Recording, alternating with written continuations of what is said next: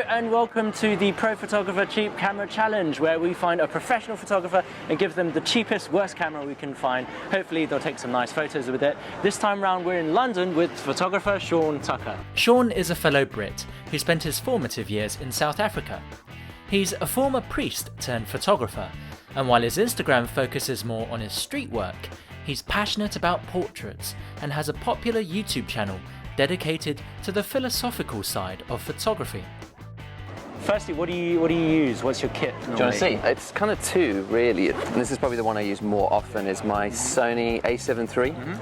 And the lens on it is just like a little Samyang 35mm 2.8 plastic prime. Street for me is all 35, except I've just got the Ricoh GR2, which is like a 28mm equivalent. But it's basically a point and shoot. It's really tiny, yeah, it's a compact, but it's perfect for street because no one really knows what you're doing or cares. I think we've got something that is even more incognito. You know, you've moved around from brand to brand, right? So you don't really care what brand of camera you use. This is going to be such a test now, because I'm big on my channel about like, oh no, it doesn't matter what camera you use, and I always like, but just get the right tool for the job. So this is going to like not be the right tool for the job, I'm guessing. I'm pretty sure it is. You'll be right at home with this. Oh, that's amazing. It's got a zoom. Yeah. You know, it's got the Nikon, you know, the Nikon bulge. I know you like black, which is why you got a pink and yellow camera. It suits me down to the ground. This is what I'm like on the inside. You said you're a bit of a control freak. I'm such a control freak. So we decided that, you know, the best option for you is probably just to take out the control. It doesn't have many options. It has two options only: date and time, and format. So and up and down. Up and down, and there's up and down. This is how much of a control freak I am. I'm actually going to clean the lens. Do you want me to get the little if you squeeze? That'd be great. Yeah. Are you Should we do a quick sensor cleaning as well? Micro 7/8. Wait, why don't I just clean your little? Please, thank you, and all the little bits as well. Do you need a spray? Ooh. Oh shit! Oh shit! It's not waterproof. Hold on. Yeah. What if it's not? Because it's not, isn't it? Let's be honest. Beautiful. There you go, son. That's really cute. Yeah. Look at that. Do you want a cotton bud to? Let's do it. Just because we can. Just because we can. I want to give myself the best chance possible of getting an award-winning shot. I don't think I have any more crap in here to give you. Preparing for war, man. I don't think you would be a very good like war photographer. No. It's all dirty. I'm going back to the hotel. Can you guys do it again? Yeah. I missed it. It's ready. It's definitely ready. I can feel it. Shall we give it a spin? Let's do it. Yeah. We met up with Sean nearby St Paul's in central London, but instead of hitting the streets, we're faffing about under the bridge. Not quite sure what he's photographing, to be honest. Some pigeons? A lot of street photographers would say what I do is not street photography. I've had people tell me. Street photography, I think, traditionally is more about shooting subjects or individuals. I don't really do that. I kind of look for interesting light. And the subject is kind of incidental. They're usually in shadow, it's often their back, and it's just for a sense of scale. Unfortunately, our cheap camera's acting up already. Oh grief, it's only taken 3 shots. Really? I've taken a lot more than that. Oh, hang on. Okay, so the Head out. No, it's okay. fine. They're just out of order. Because, you know, why would it be in order? What a weird thing that'd be. We've actually come out during lunchtime, when the sun's at its strongest. Obviously, Sean finds golden hour boring. You said that you like going to, you know, Soho, the city. Do you just go to the same spots all the time? I'm always looking for like tall buildings. Right. So something that shapes light a little bit. I'm not a fan of kind of flat light. So either with like hard lines or edges from tall buildings that create shadows, or like we've got in here, you can see all over the place. There's like light reflecting off glass and steel, pool of light, pool of light, pool of light. So like days like today where it's very bright and sunny are actually my favorite, and they never used to be. That's contrary to what most people are taught when they're starting to get into photography. People tell them to, you know, shoot during golden hour. Yeah. But you want that harsh light. Yeah. For his street stuff, Sean usually comes out 2-3 times a week, getting 50 to 100 shots over a 2-hour period each time, from which he'll walk away with 1 or 2 keepers. So compared to all of the places you've lived in and worked in before, how does London rank for street photography? It's top of the pile for me. You'll never run out of stuff to shoot in London. And I love this kind of thing. You've got like a really old building, like who knows how, it could be 1,000 years old, you just don't know, next to something steel and glass right next to each other. So not just like light and shadow, but old and new. Right. The light here has a quality as well. It's softer somehow. Even on a summer day, it's not quite as fierce as other places in the world. Cape Town, when I used to shoot, it was very bright harsh, almost like a blue quality to the light. And here, even on a sunny day, it feels quite muted and held back. How do you pick out what to shoot? Light. Because, I mean, there's loads interesting here visually, but it's also a bit of a visual mess. Yeah. Here, there's nothing. It's sort of in shade, it's quite dark, there's nothing that interesting. There's light reflected over there, I can see. It's almost like a moth, you know, you're just drawn to interesting bits of light. Speaking of which, it's almost like a bat signal for Sean. I kind of like a really nice clean frame, something that's a bit minimalist. If I was on, I don't want it to hear, if I was on a proper camera, like I'd just dial it down, everything around the light would just crunch right back down to black. I think the zoom lens went back in a little bit when you said that. Oh, sorry. Give it a little compliment. Give it a little compliment. So you know when photography first came out, people were saying, you know, photography is not art, but I guess what you're doing is, it sounds really douchey to say painting with light and shadow. Watch out, this guy's awesome. I mean, you could say douchey, but you could also say like, it's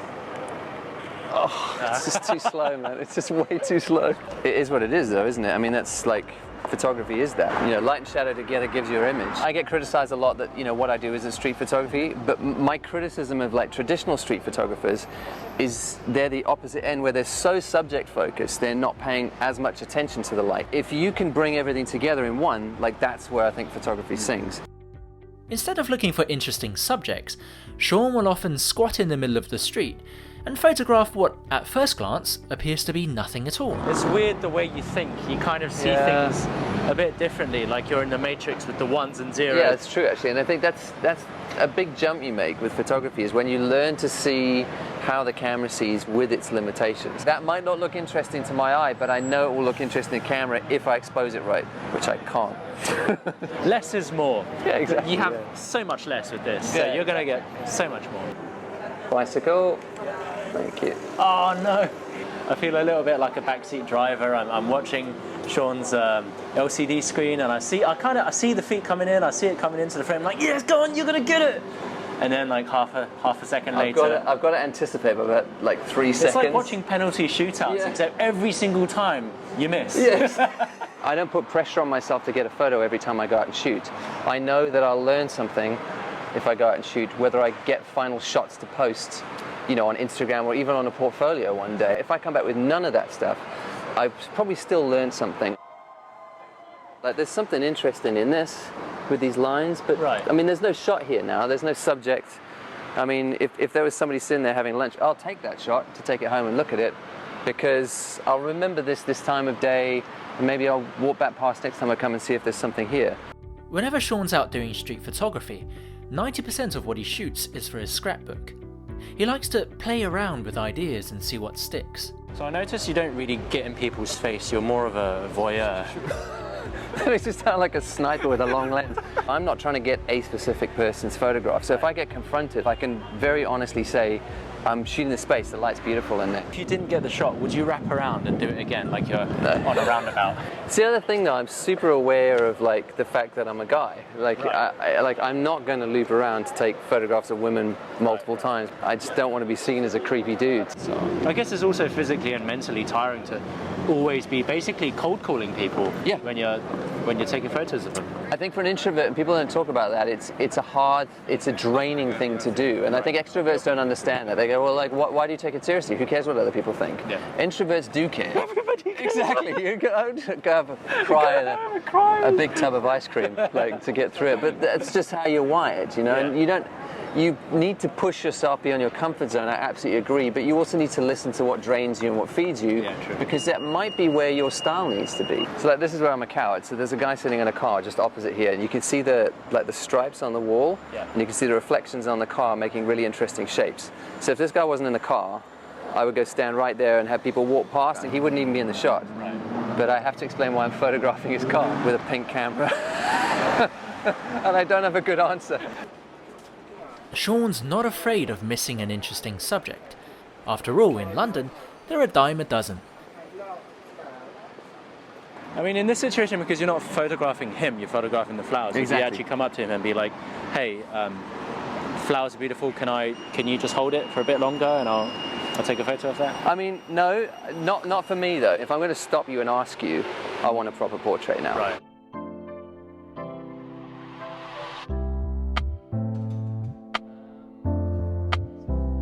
more people would know me for street photography just because of Instagram, but portraits are a first love for me. Modelling for us are Amy Bevan and Amro Mahmoud, 2 young actors who've come to get their headshots taken.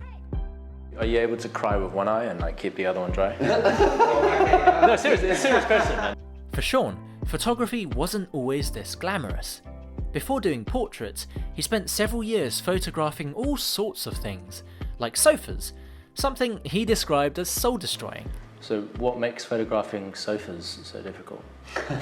Because they seem kind of boring, man. Think about a big sofa. So like, I'm not going to throw a speedline on. I'm not even going to throw a decent sized softbox on it. I need something bigger than that to give a nice, soft, pleasing light. Right. And everyone, when you say sofa, thinks about a nice fabric sofa. What if I give you a black leather sofa with chrome legs? I remember when I was shooting kitchen products, that my nightmare was the KitchenAid mixer, like which lots of people have in their home because it's a chrome, like a stainless steel bowl.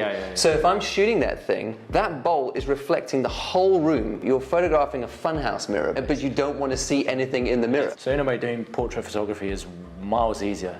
Yes, product photography. Technically, miles easier. Right. People-wise, obviously, way more difficult. But it's a challenge I like. I mean, before I went off and worked for the church, I studied psychology. You come in for a headshot, you come out with a psychiatrist. A lot of sessions have turned into therapy sessions. I guess you'll have to get the reflection out of you guys' tears this time. So, like, just loosen your shoulders, yeah.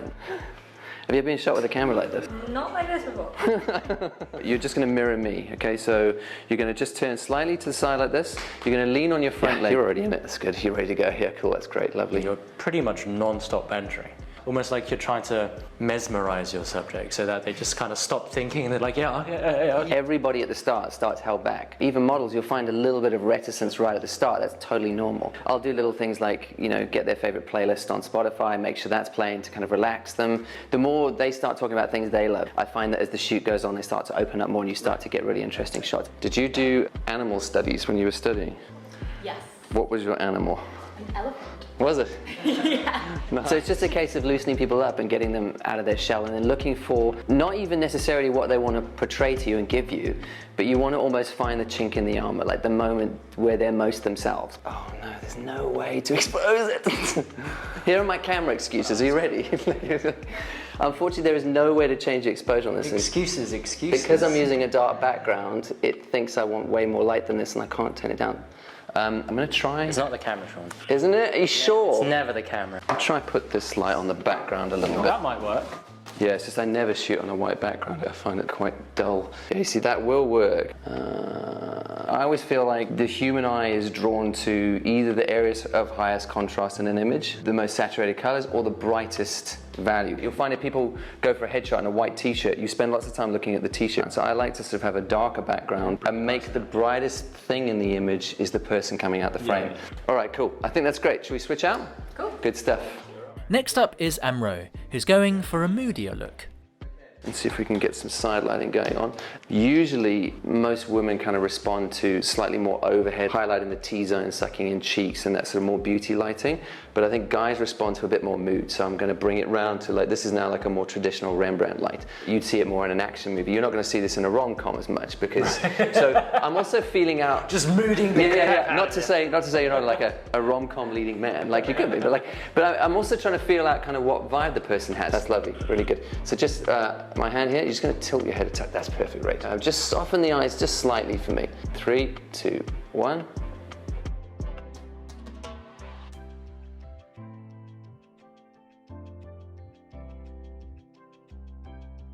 Casting directors see your face and they're like, I like you, I Yeah. don't like you. It's like real life Tinder, yes or no? Yes. Yeah. And it's often seconds, isn't it? So Yeah. getting a shot that makes them at least stop for a second, flip over and read your bio is everything.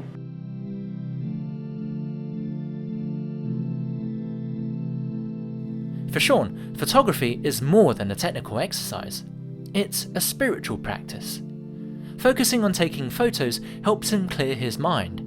And walking around with Sean, I've discovered parts of London I've never noticed before. Only we've been out for so long that the dreaded golden hour is now upon us. Now that the light's a lot more flatter and we've unmiked, Sean's actually started taking photographs of people. And you were saying earlier actually that it was because the light's not strong enough, right? So you're actually having to make do with looking at your subjects. But you can't say anything because he's unmiked. What he said. It just goes to show you should never say we're done with the day until you're done with the day. As a self-confessed introvert, Sean often photographs anonymous, solitary figures. He says that, in a way, they're reflections of himself and the space he inhabits inside the city. London's a mixed bag for me. I mean, while I know I'm very lucky to live here, and street photography opportunities and the variety of stuff you get are amazing, there's a part of London I really struggle with.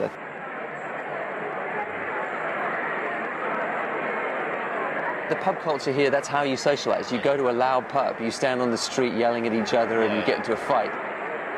That is totally not my personality. In the back of my mind, I'm thinking maybe it's time to leave.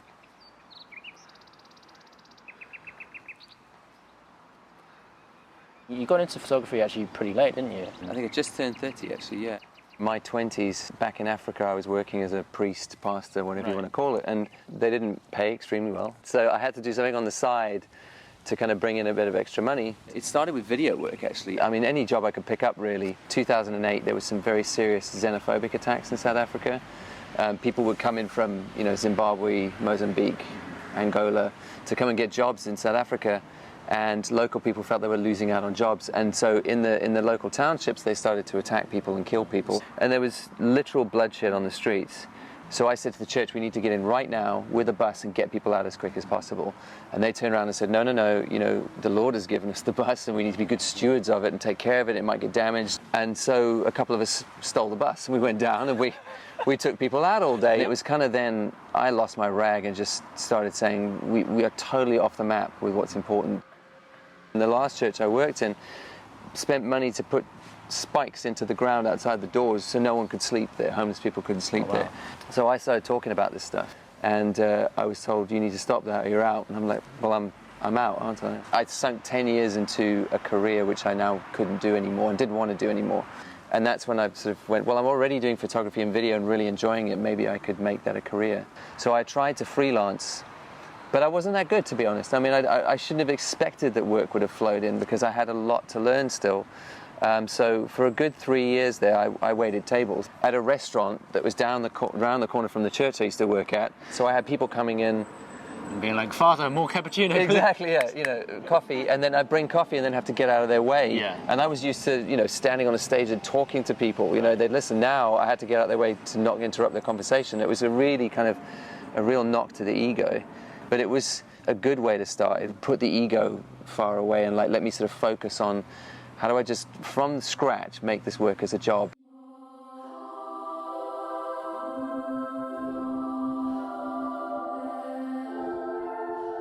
Even though Sean left the clergy years ago, he still makes it a habit to pop into the local church whenever he goes somewhere new. There's something very calming about this kind of space. Quite quaint. You notice how you're talking quiet straight away. Start whispering. Well, yeah, I mean, It does it to you, doesn't it? I can't exactly be talking like, what's up, guys? We're in the church in Chingford. Exactly. Big up E14. I mean, E4. Cue swooshy B-roll. It's very easy to come in and be overwhelmed by the whole grandeur of everything. Get your widest lens possible. Yeah, I've got a friend who literally does it. He goes and sets the tripod up in the middle of the aisle, and he shoots huge wide shots, one, and then right overhead, all the way back, and creates these long stitches, because they are, as spaces, they're amazing. They're meant to sort of shut you up and sit you down. They don't just fill it with huge windows. They'll create narrow windows that create shafts of light, and then you've got columns in lots of churches and vaulted ceiling. Incense Exactly. and stuff. I was going to say, you've got the incense and you've got candles burning. That's creating a haze that catches that light in really interesting ways. So I love shooting in old churches, like just to capture those little details where light's playing is really cool. Unfortunately, aside from the altar, there's not much light falling elsewhere in this church. For his street stuff, Sean never deliberately sets up his subject, but given his history with the church, I want to challenge him to photograph himself in this environment. Okay, so I'm gonna sit in that last chair over there. Okay. So I reckon frame me something like that. Here at the moment it's blowing out the highlights. So take a few and then just sort of tilt it like that. Can you see the difference? Yeah. Well, you know who can't do the cheap camera challenge? Is? This guy. Let me just see what the light's doing here. Where are we? Yeah, this is better, I think. I tell you what, the cheap camera challenge is a lot harder than I thought. Can barely see what's going on the screen. All right, I've got like 1 million. Nice.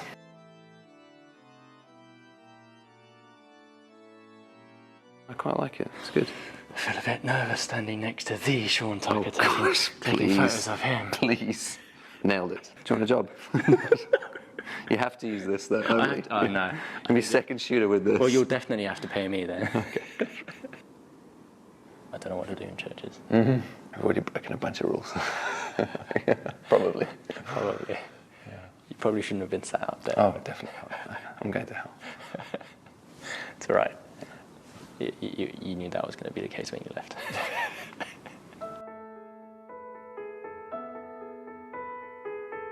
Sean is one of the most humble and resilient people I've ever met. From Britain to South Africa, priest to waiter, he's had to reset his life so many times. Instead of being beaten down by the crosses he's had to bear, he's incorporated the lessons he's learned in life into his photography. He's a master of seeing things from a different perspective. And yet, he's always striving to become a better photographer, because he, of all people, knows you have to work for it. On a scale of 1 to 10, with 1 being awesome and 10 being just extremely awesome, with like 5 E's. I mean, I have to say it's awesome. It's awesome. It's awesome. We'll give it a 1. We'll give it a solid 1. I do talk a bit on my channel about it doesn't matter what camera you use. Yeah. It obviously does to a point because you still have to have a decent tool in your hand. But I mean, you know, I got some stuff out of it which I don't want to vomit all over. And it got me shooting more intuitively because I can't control anything. The only thing I can do is to press the button to take the photograph. Right, Sometimes I think being a technical photographer stops you from taking better shots because if you can't take it perfectly, you won't take it. Maybe that's a valuable exercise. You know, I can be too perfectionist about the stuff I shoot. Right. But shooting with this, you couldn't. So it kind of got me thinking slightly Takes differently. the pressure off getting a great shot. Yeah, because it's have impossible. fun. Yeah, exactly. Exactly, yeah. So I guess, obviously you probably don't want this back because you're having so much fun with that one. No, I'd like it back because we miss each other. Right, fine. Thank you. But, and I've always thought Sony have terrible ergonomics, but this feels great now. It feels really good. Sean did mention that he was going to probably put that on a plaque somewhere in his house. If I can keep this is going on my mantelpiece, yeah, definitely. I survived the cheap camera challenge. Just. And all I got was a crap camera.